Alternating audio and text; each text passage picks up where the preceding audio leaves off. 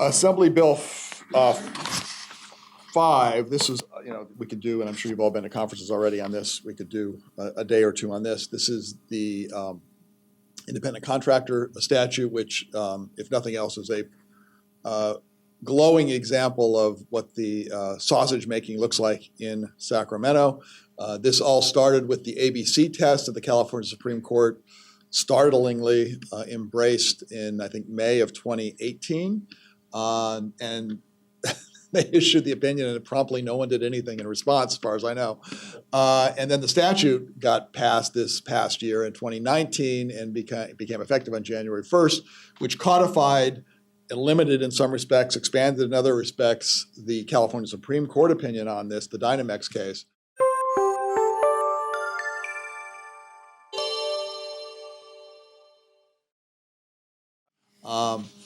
I say sausage making in that if you were monitoring it on a weekly or even daily basis, as we were for some clients who were advocating for certain exemptions and exclusions from AB5, it changed every single day. And you could always tell which lobbyists had been in Sacramento the day before, because there were new exemptions.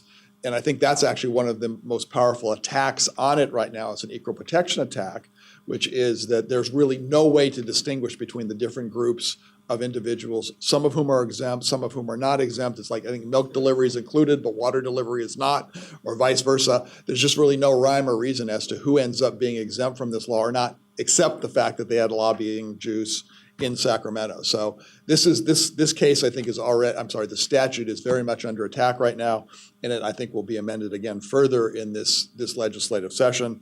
The most important takeaway, and I'm sure, again, you've pretty much heard about this before, and that is the ABC test, which is largely intact.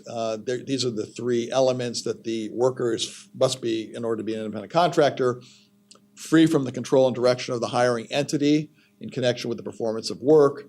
I'll go to C, the next one. The worker is customarily engaged in an independently established trade, occupation, or business. Both of those are not impossible for independent contractors to pass muster under. B, the second one, everyone flunks for the most part. That is, the worker must perform work that is outside the usual course of the hiring entity's business. So the example, of course, is if you hire somebody to fix your roof and you are not a roof fixing company, that is probably an independent contractor. If, on the other hand, you hire somebody who does what you do, is basically involved in the same kind of business that you do, but isn't an employee, that person is going to flunk, for the most part, the ABC test and will therefore be treated, or should be treated, as an employee. Tony? Yeah. If individual was an independent contractor, they form an LLC and they service more than one client, could they still be an independent contractor, or are they going to be an employee? Yeah, there is what's called the business-to-business exception, which I think you're referring to. And if it is a legitimate business and they do have other clients and they do meet the bona fides of an actual business, which most independent contractors don't, then they probably will be in line, at least, to make the argument that they are business-to-business. They fall into the business-to-business exception. So a couple years ago, we talked about a new bill that added Labor Code Section 1031 to the Labor Code, which talked about lactation provisions, that employers had to make space available for women to lactate in the workplace, and the law specifically said it could not be a bathroom stall. Now, unfortunately, some unscrupulous employer said, oh, well, it doesn't have to be can't be a bathroom stall, but you still have to use the bathroom. So this new law addresses that and says that where the space is can't be a bathroom. It has to be somewhere else. And there's a whole list of things that it has to include. But at first, it requires employers of a certain size to develop a lactation accommodation policy. The space that has to be provided to the person to be able to lactate, it can't be the bathroom. It has to be relatively close to the employee's workspace. It has to be safe, clean, and free of hazardous materials. It has to have a surface on which to place a breast pump and personal items. There has to be a place to sit. It has to have access to electricity or alternative devices. And in addition to providing this space, employers have to provide a refrigerator, a sink for storing the milk. And if there's a multi-purpose room that's set aside for the person to lactate, that gets preference over whatever other reason the room is also used.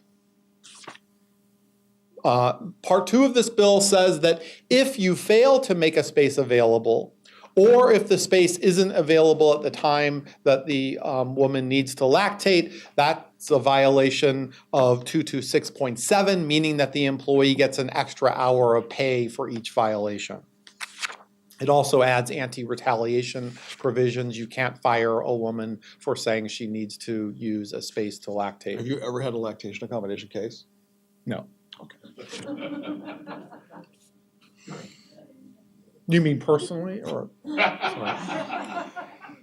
Part 3, did you already do this? No, so this was the exemption for employers with 50 or fewer, with fewer than 50 employees. They can seek an exemption under all of these requirements if they can demonstrate undue hardship, which is probably going to be difficult to do for even some smaller employers. 673. Okay, AB 673 provides that penalties for late payment of wages can now be pursued and recovered by an employee in a Berman hearing, basically a labor commissioner hearing. And it also specifies that the employee has to choose between bringing a lawsuit under PAGA or going through the Berman hearing for the wages, can't do, for the unpaid wages penalties, can't do both. Assembly Bill 61, this is an interesting one. This grants employers and coworkers, interestingly, the right to petition a court to issue what's called a gun violence restraining order, which prevents an individual who presents a threat to himself or herself or others from having a firearm or ammunition. To be a qualified coworker under the bill in order to prevent, I assume, people trying to go to court to get these against each other, there has to be substantial and regular interaction with the subject of the petition for at least 1 year, and the employer must give permission to the coworker to obtain the restraining order. I presume that that doesn't preclude that individual from getting a restraining order if there's some other basis for it, but in order to get this special kind of restraining order, you've got to get the employer's permission. Senate Bill 83 expands the number of weeks for an employee to receive paid family leave. These are, of course, already well part of the architecture of benefits in California. They are essentially self-financed by deductions from employee pay, and this expands the benefits from 6 to 8 weeks within a 12-month period. Do you know why it's only effective for 1 year? I don't. Okay, it's only effective for 1 year. It might get expanded. It probably will be. Assembly Bill 1804 requires employers to report serious workplace injuries to OSHA, death by telephone. So death or immediately by telephone through an online platform to be developed by OSHA, which is not online yet.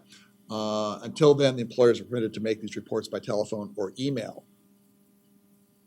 Under Labor Code Section 1510, employers are required to provide 30 days paid leave to employees who want to donate an organ and 5 days paid leave for employees who are going to donate bone marrow.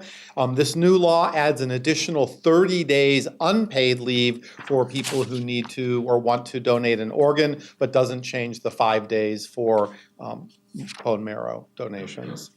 The next bill, SB 370, is really terrific. So in our employment cases, when you send out a document production request, you get employers who say, we will produce responsive documents, and then they do a huge document dump.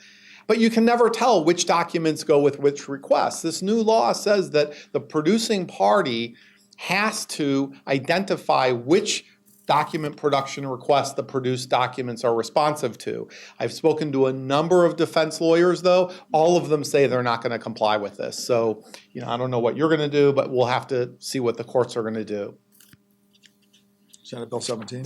Senate Bill 17, I don't think that this is ever going to have much impact right now, but this is basically the inroad that the legislature is starting to make to create a a disclosure similar to Rule 26 in federal court. This is voluntary right now. The parties would need to stipulate to this early disclosure, and the court would have to sign off on it in an order. And then there are certain obligations for disclosing documents, insurance agreements, and indemnification agreements. I really doubt anyone's going to stipulate to this at this point, but I do think it's going to set a marker so that at some point down the road, we're going to see mandatory initial disclosures like in federal How court. does the court approval work, you know? You just file a They stipulation just of rubber proposed stamp it, order. I Yeah. guess, presumably.